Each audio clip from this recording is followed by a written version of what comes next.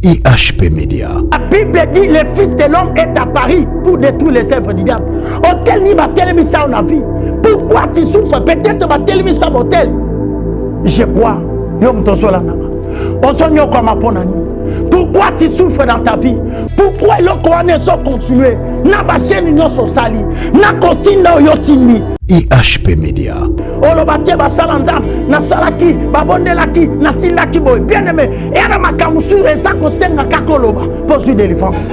Et ana makamusu senga kako renoncer parce que la Bible dit celui qui casse ses transgressions ne prospère pas, mais celui qui les avoue il délaisse. La Bible dit il obtient la miséricorde. N'a évité quel genre de souffrance aux obika? Pourquoi seulement pourquoi tu souffres? Pour nani no sonyo quoi? Tout le monde a David a l'ingaka yeba réalité. Et si kani souffrance aux autres, tout le monde Rebecca à 8 ans il a prié. Nzamba ebisi na 4 libunayo il y a des nationalités. IHP Média, la chaîne qui vous édifie.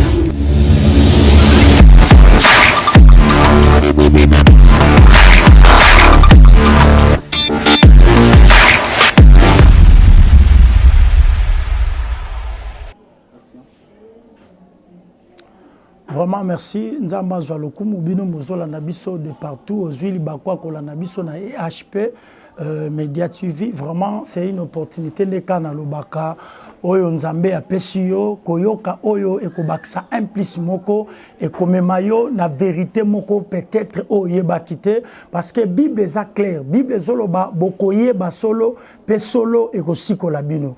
Avant tout, Nalingito Sambela, parce que Zamaloba Nzambe, Nalingito prier Nayo. Na sambeli tata to pesio merci pour na temps oyo, merci pour na moment oyo to disposer pana yo kolo onyo swazuli baku ya Rolanda biso de partout azali Nzambe assisté biso malobo ezala véhiculé au nom de Jésus-Christ. Amen. Vraiment dans ma pambola biso, merci vraiment ndeka na utikoloba yom tozi occasion oyo ya kolanda biso esika ozali vraiment hasard panzambe ya la raté na lobara toujours na lobi temps eza lokola mai ya rivière basimba rango deux fois té.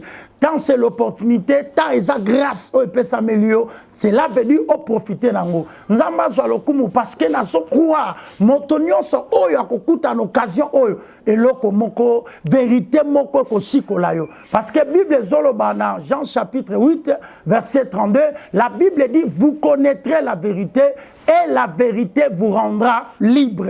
La Bible zolobana Osée 4 6 Bible lobi mon peuple est détruit parce qu'il lui manque la connaissance. Bible lobi te que libota nange bebi sami pour basambelité. Alobi parce qu'il lui manque la connaissance. Donc tant que nous yebite osa exposé na nyonso. C'est lui qui a l'information équilibrée, mais c'est lui qui n'a pas l'information asa déformée. Yango Christ azolela, yango nzamba zolo babi mon peuple est détruit faute de connaissance. Vraiment nzamba pambola yo si j'ai nabiso ya makasi grand thème nabiso tozolo la sur la délivrance. Bokango lami. La délivrance d'abord c'est quoi? C'est l'effet de rendre libre, l'effet de rendre quelque chose libre, l'effet de se rendre libre, quitter en 20 ans pour aller à un autre camp. C'est ça ce qu'on appelle la délivrance. Et la délivrance selon la pensée de Dieu, Tozana Esaïe 61, Awa Esaïe azo sakola pona Christ Jésus.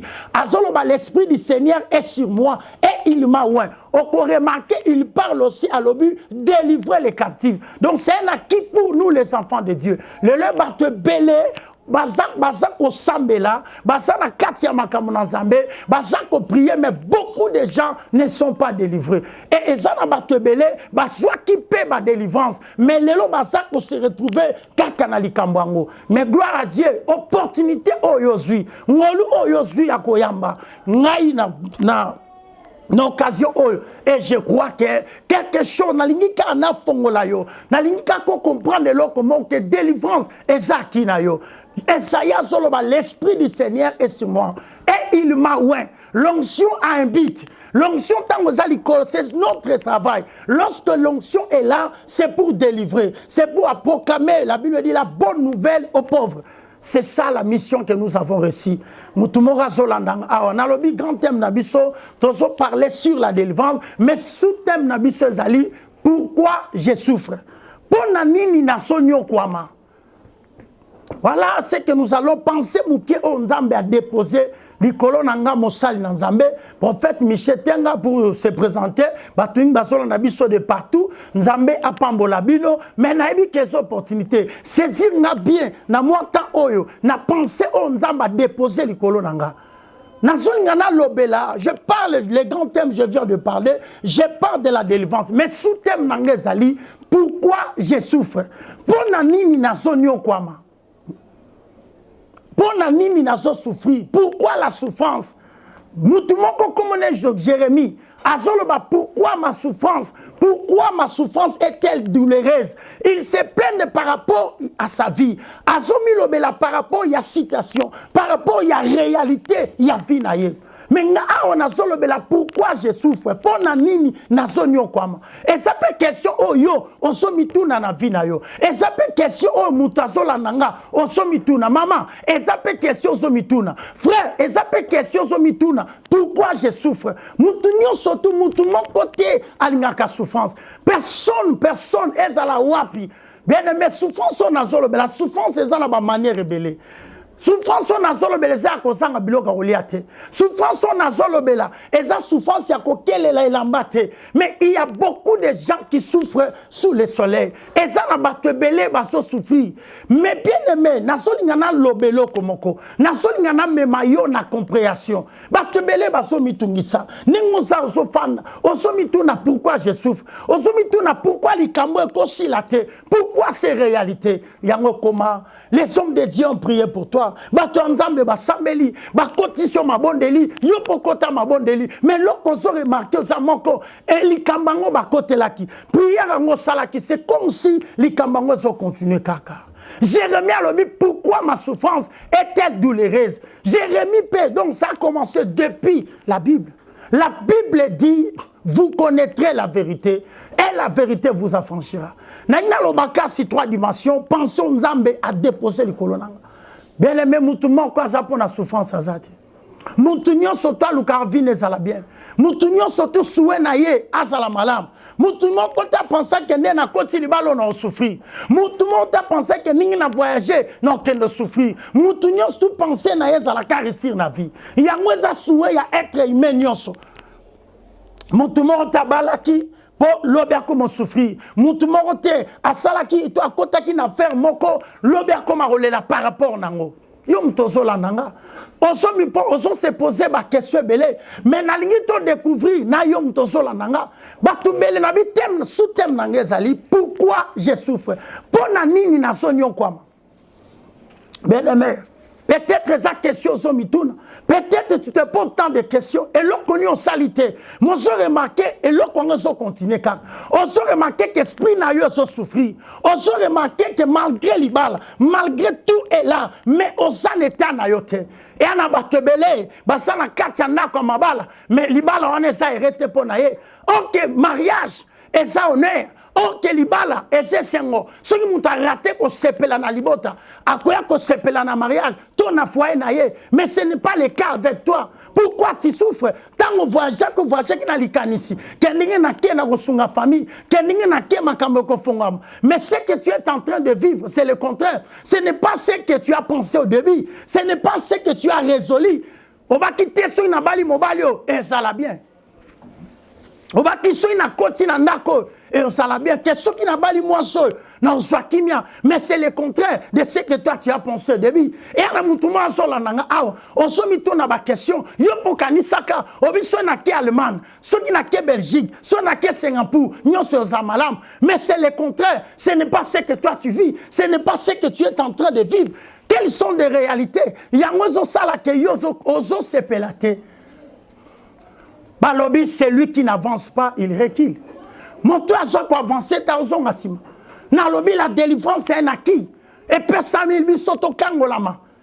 Et ça doit na biso. Mais beaucoup de gens, il y a une réalité belé. Et belé peut imposer ma vie. Bien aimé, souffrance à l'ibosoni, tout le temps, mais j'aimerais que la parole de Dieu parle. Et loba. En famille, bien aimé. La malédiction n'a pas besoin. azana besoin tiqueté. Dans le monde spirituel, bah souffrir un problème à distance. Bah souffrir un problème il y a distance. Il y a beaucoup de gens tu te poses des questions. Pour nani na onyo comme. Et ça peine à batumusu bazana c'est à souffrance. Mais nan oiseau tenté, il y a commis tout na pourquoi je souffre. Pourquoi ma cambo est coma? Jérémie Palobaki, il n'est pas se poser ma question par rapport à vie naïe. Bien aimé, quand Moutou a posé ma question, il y en a droit, il y a réponse. Mais quelqu'un qui ne se pose pas de questions, a mis tout naté par rapport, maman. La Bible dit Dieu a fait l'un comme l'autre, afin que l'homme ne se découvre point. Dans ma salle, Dieu n'a pas dit qu'il y a aux alabien ou il y a aux alabien. Non, toi, Nathan et Zaouna Jacob, nous sommes au temps de la grâce. Tout ça dans le livre, il y a. Merci, tout ça dans le livre, il y a 1 Samuel chapitre 21. Nalinito découvrir na yom tozola nanga. Nalinito découvrir na papa. Neko zola nanga partout zali. Peut-être zola nanga en Allemagne. Peut-être tu me suis aux États-Unis. Peut-être zola nanga na Bruxelles, je ne sais pas. Peut-être en Afrique du Sud. Mais nalinina bisa lo komoko. Na pourquoi le lor. N'après-midi oh, c'est possible. Ako na bakana batu bien. Délivrance eza okoyate. Pour batebele bakoya, balamuka kanenge basala. Na ibsara batuka délivrance eza prise de conscience. Lorsque mutasu prise de conscience, c'est là la délivrance comprend. C'est là la délivrance commence. Nalinito yeba bino to comprendre. Nalingi mutu moko comprendre nangai. Pourquoi je souffre? Et ça mituno so mituno. Et ça ma question so matapa na yo. Et ça ma kambo soloba. Monsieur Belango te so utawap. Na lobi na yo derrière chaque problème, il y a une solution qui est cachée. Derrière chaque citation, la solution est là. Totangi maloba na Nzambe, Bible lobi na 1 Samuel na 2 Samuel chapitre 21 verset 1 qui n'en a 3. Je lis au nom de Jésus. Du temps de David, il y a une famine qui dura 3 ans. David chercha la face de l'Éternel. Et l'Éternel dit, c'est à cause de Saoul et de sa maison sanguinaire. C'est parce qu'il a fait périr des Gabaonites. Et le roi appelant les Gabaonites pour les parler. Amen. La pensée, pourquoi? Parce qu'il a solo bela. Pourquoi ma délivrance? Pourquoi je souffre? Pour nani na sonyo comme. Yangonde si j'ai nabiso tozo partager. Ne comment sola nanga. Peut-être que ça peut mituno sotuno. Donc comment on a pensé dans Nzam. Bible zakoloba. Natango ya David nzala moko boekotaki. Natango wa David ezaki nzala moko yaki kokota pendant 3 ans. La Bible dit famine oyo dirati pendant 3 ans. Il y avait tellement la famine. Et si David en est couronné tant que roi. Et Bible Zakoloba. David est prié en consultant l'Éternel. A prié Nzam. Nzam c'est à cause de l'ibota ya Saoul. Parce que yeba ki na koboma bagabaonite. Raison pour laquelle quoi une citation oyo. Nazolo ba souffrance nyo sezarana cause. Et ça la souffrance ya pambate. David a sambeli Nzambe 3 ans mobima, moka famine, nzala moka pendant 3 ans. Mais David encore quand appelle maboko ndo kangi maboko. David encore fan d'appel maman, ba mesana kana pas cité. Ba mesana kana réalité mabete. Problème na yo, okomo kolingo mesana nango. Okomo monango lokola vie na yo. Bien aimé soki otelemité. On comprend de l'autre chose les kana famille na bino. Ce côté limité, on comprend de l'autre chose les kana santé na yo. Pourquoi tu souffres? Bible lobi, David a suite à prier. Penza maïbi c'est à cause il y a Bagabonite. Pourquoi les Gabaonites? Israël Bagabonite va salaki alliance. Va salaki alliance na Bagabonite. Alors Saoul n'était pas content. Saoul a bakoma ki koboma bango. Et la Bible dit, Nzamba tiki Saoul a kei. Mais Nathan et David, Nzamba dit qu'on frappe. Il y a que chaque alliance, et ça va retomber dans nous. Quand l'alliance n'est pas respectée, et ça va retomber, oh, quoi, il y a une alliance. Donc, on comprend que souffrance, moussous, et ça peut dire, il y a une alliance, oh, il y a une sale. Moussous, le la continue à souffrir. Tout le monde dit que Saoul a saté. Et puis, Josué n'est pas une alliance.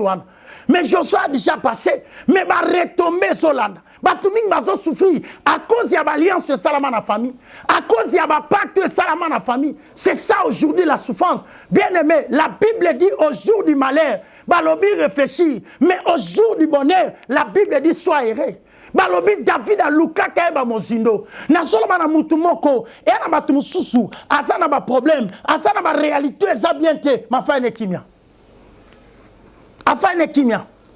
Asomona tala na soyeba na yoboy. Yom to sola nanga ba mesala na pasité. David a luka kayeba. Pourquoi il a persisté pendant 3 ans? Luka yeba pourquoi mibali basoya basokende? Luka yeba pourquoi citation ozobunda makasi? Les locaux ça la 2 ans, mais yo salango 4 ans. Nana imposé yo souffrance wana. Qui t'a imposé? Nana imposé yo souffrance. Nana imposé yo vie wana. Tomoni awa Joshua azate, Saoul azate, mais Israël continue la famille dans 3 ans. Bien aimé souffrance ta ezatine. Obi souffrance musu pesa. Ceux qui mutati kinzambe. Parce que tout le monde a son parcours à Israël. Ceux qui atiki kinzambe nzamba rejeté. Alors ba voisin, ba pays wana, ba comment qu'on surmonter l'école Israël. Souffrance musu c'est ça parce que atiki kinzambe. Souffrance musu c'est à cause il y a choix pour salaki. Et belé bazana ndako comme bala, mais ils ne sont pas errés par rapport à l'alliance. Par rapport, il y a l'Ibala Kotaki. Bible Zakoloba Rebecca. Rebecca, moi, c'est Isaac. Lorsque Rebecca a banni Kokaba douleur, Bible Lobby, Rebecca consulta l'Éternel. Aïeba, qu'est-ce qu'il y a? Il a eu le temps. Rebecca suit au Lukanzam. Aïeba, qu'est-ce qu'est la volonté de Dieu? Les lots, c'est bon bien. Tous ceux parlent, nous sommes à démonter. Et à ma souffrance, nous sommes à Tmasobika. Et ça fait par rapport, il y a conduite. Par rapport, nous sommes à Vinayo. Et ça, nous avons besoin de Bokanzam. Mais peut-être sa vie, à Tamusango Pemabe. Olobate, Basalanzam, Nasalaki, Babondelaki, Natilaki Boy. Bien aimé. Et à ma Kamusu, et ça, qu'on s'enga Kakoloba. Pour une délivrance. Et à ma Kamusu, s'enga Kako renoncer. Parce que la Bible dit, c'est lui qui casse ses transgressions ne prospère pas. Mais c'est lui qui les avoue. Il délaisse. La Bible dit, il obtient la miséricorde. N'a évité quel genre de souffrance aux Obika? Pourquoi seulement pourquoi tu souffres? Pour nani non sonyo quoi? Tout le monde a David a l'ingaka yeba réalité. Et si kani souffrance aux autres, tout le monde Rebecca à 8 ans il a prié. Nzamba ebisi na 4 libunayo, il y a des nationalités. Il y a des nations qui est là. Les plus petits à dominer. C'est ça. Lorsque Rebecca comprend à Luka qui soulte à Sikala inakimia. Nde comment zolananga pa nos oignons comme batumsu ba oignon comme à cause d'achwa ole la le lokota libala mwana sengote osobi kamer osayote nzamba zolo bana Saoul nzamba zolo bana Samuel parce que Samuel il plairait pour na Saoul nzamba c'est quand ce serait-il de plairer pour Saoul je l'ai déjà rejeté papa obi que ça na batumsu ba sotingama mais lokwana nzamba zate est-ce que oyeba ke lo belanzam. Est-ce que tu as voulu comprendre le langage de Dieu par rapport à l'alliance nayo? Par rapport à l'Ibalo Kota, par rapport à choix au Sala. Est-ce qu'au départ, au Yebaka volonté ensemble, ils ont prié pour la Moutumoko. Ils ont souhaité qu'on bonde là. Bien aimé. Basala Nzambe, Baskabola Kamabara Batute. Mais Dieu parle tantôt d'une manière ou d'une autre. Ils ont bonde la capone l'Okouane. Mais peut-être Dieu n'est pas là. Nzamba Pambolom Tozola Nabiso de partout. Peut-être Dieu n'est pas là. Peut-être Nzamba Zali Kambouanate. Mon sobon de la ponatina nango, ça continue toujours comme ça. Mais la ligne n'a pas quoi le lot. La ligne après-midi partout au Sali. La main de Dieu est disponible pour toi. Jérémie a dit, pourquoi ma souffrance est-elle douloureuse? Pourquoi tu souffres dans ta vie? Est-ce que tu as abandonné Nzamba? Pourquoi tu souffres? Est-ce que ça a l'alliance mon côté kotaka? Le comment qu'on réclamait vinayo? Est-ce que ça a choix mon côté boyamabe salaka? Oh le comment qu'on réclamait yo? Osana katia ndako aliba, mon sang est resté. Osola nanga osane sengote. Osofa naka parce que les enfants sont là. Depuis au Kenda bien aimé, Jacob a bimi na ndako là-bas. Mais abimaki na bana là-bas. Pena banzambe là-bas. Là-bas baneko poursuivre. Jacob a bimi mais va se poursuivre. C'est là aussi, c'est la souffrance. Nani azolanda yo, musu abimaka, obimaka pa la bilon voyajaka. Est-ce que ebe lo connaît solanda yo? Et lo connaît zo poursuivre obimaka nani? La bani azolanda yo. Je crois que c'est possible. La Bible dit vous connaîtrez la vérité. La Bible dit la vérité vous affranchira.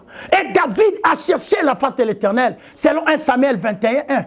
Bible dit David a luka ke lo nyanzam. nayeba est-ce que na makambo ezokomela yo na souffrance eza koimpose ozole mama okolela papa okolela na bato nyonso me moto akozwa place no aza te bokokabola mawa bato bakoloba mpe mawa na yo me bakozwa place na yo te bien aimé eloko nini imposé vie na yo souffrance nini imposé bomoi na yo pourquoi tu souffres ozo souffrir pourquoi otiki nzambe ozo souffrir pourquoi banzela nini okotaki basala nzambe basambeli bakoti bamabondeli bien aimé nalobaka souvent délivrance ezaki eza pona biso mais nani okute na ye parce que ces derniers temps il y a le livret il y a aussi le blé basala nzambe basebele il y a 3 types de serviteurs Nasoloba, tout le monde parle de la délivrance.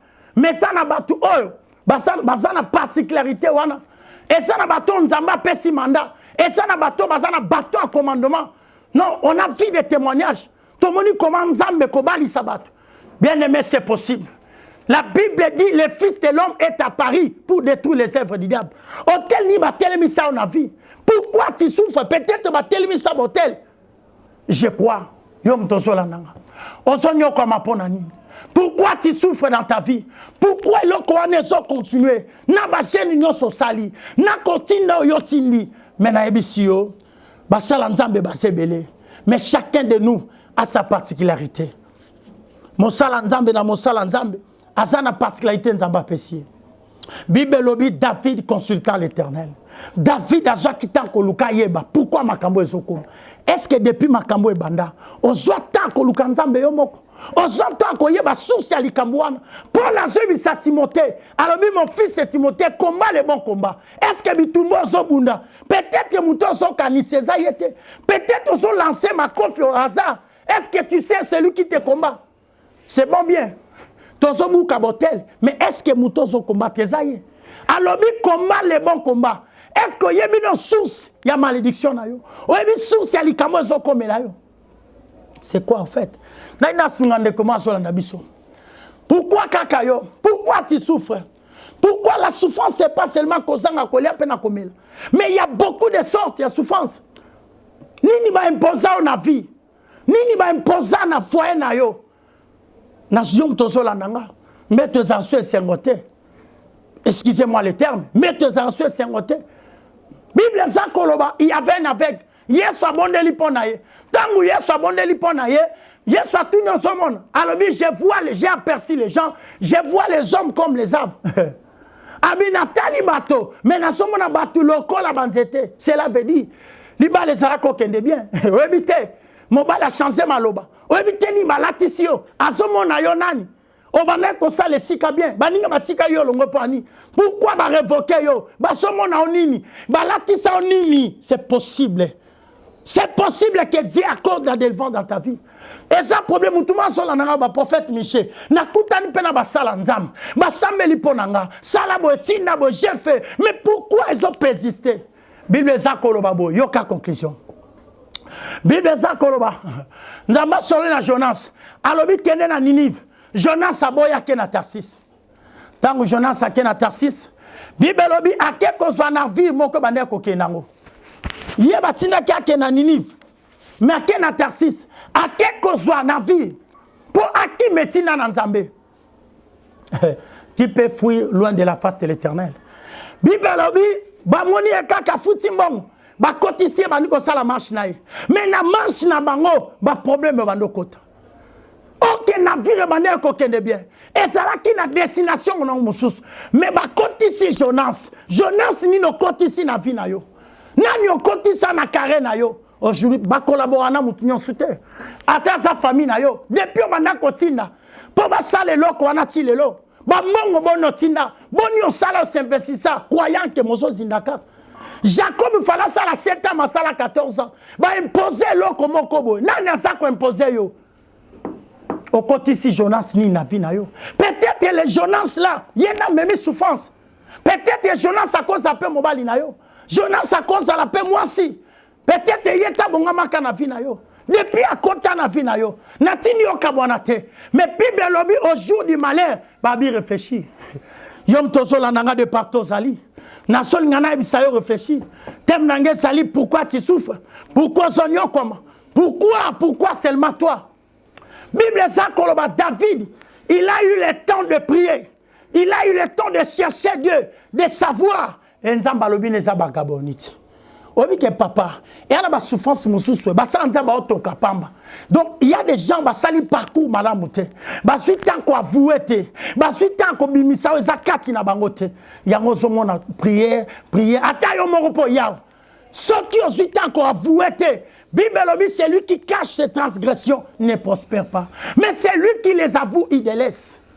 Bien-aimé, pourquoi ça continue? Pourquoi seulement toi? Pona nini kakayo? David a lobby, Bible lobby, ben imposa bango 3 ans. 3 ans, il y a famine dans Israël. Pour ça, la moutoumoko, comme on a eu Saoul. Nzamba lobby à cause de Saoul. Donc, et là, on a compris, souffrance, non, c'est à cause de Nango. Maman, souffrance, aux hommes, à cause de Nango Zani. Peut-être aussi, qui va alliance à ma belle. Peut-être aussi, qui va interdit. Tout le monde à quand, à Sima qui va interdit. Il y a même qui peut défaillance. Et Nakata Israël. Et même qui va échec. Bien aimé, l'on connaît au Simba. Ben interdit, ni non, qui s'ama qui me yo Simbiango. C'est ça le problème. La solution est devant toi. Yom tozo la nanga sikoza. Pourquoi zobotate? Bible lobi, toi qui n'affrontes pas. Toi stérile. Bible lobi c'est là. Mais pourquoi toi tu n'affrontes pas? Ok, l'oko liboso. Quand on nzamba sali mokili. Et la première bénédiction nzamba libéra. Alors multipliez-vous, soyez féconds. Pourquoi nzamba libéré maloba? Abi multipliez-vous, soyez féconds. Job zoloba. Nzamba MC Job. Alors qui paie? S'obscurci. Nana ko indi sa ko bebi sa destin nanga. Bien aimé, est-ce que souffrance n'y a au monde? Souffrance ça nenge tozo solana bino. Vraiment délivrance n'y a so c'est ça. C'est ce qu'on est en train de parler par rapport à la délivrance. Bien aimé, tout ça va ça l'ensemble belé. Mais chacun de nous a sa particularité. Mon ton ensemble n'y a la particularité. Et à la batte belé, solo bela sur la délivrance, mais sur mandaté. Sacrificateur. Il y a des gens qui sont de lévites. Pour devenir sacrificateur, tu dois d'abord être lévite. Bien aimé, c'est possible. Nasolo ba souffrance nyo se zan à cause nango. Yom tozola nanga. Est-ce que si on comprend la cause de la souffrance na yo? Bien aimé, je dis qu'il y a beaucoup des hommes de Dieu. Vraiment que Dieu nabi ngolu ozu ya koyoka biso.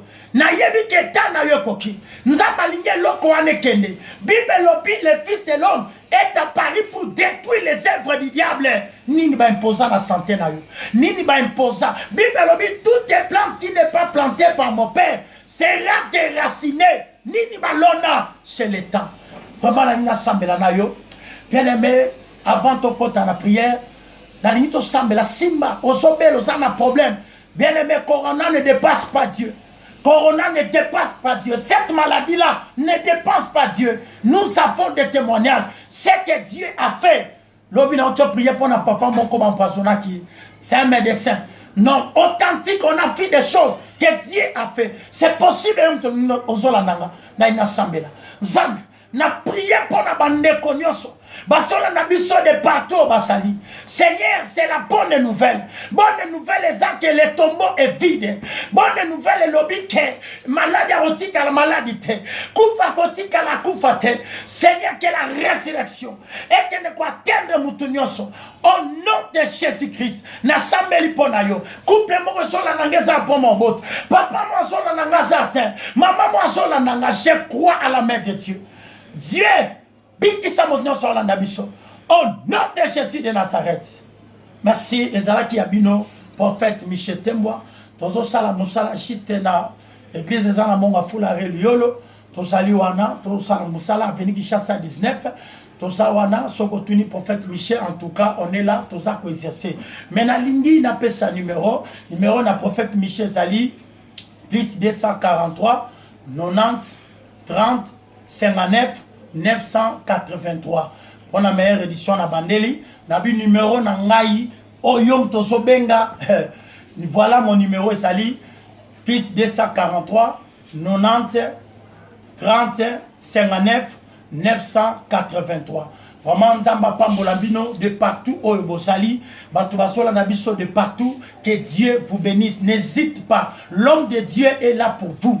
Et ça n'a ordre, et ça n'a obligation, mon côté, pour que tu aies et ça n'a taxe, mon côté, bien aimé.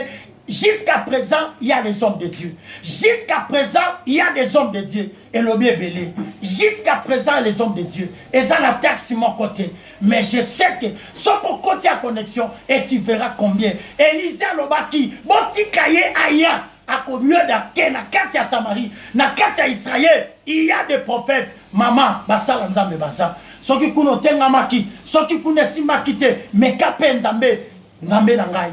Et je vois comment Batubaso Kangolama.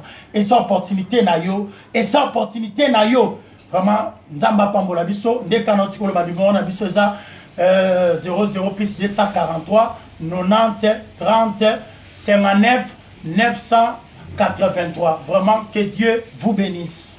IHP Média, la chaîne qui vous édifie.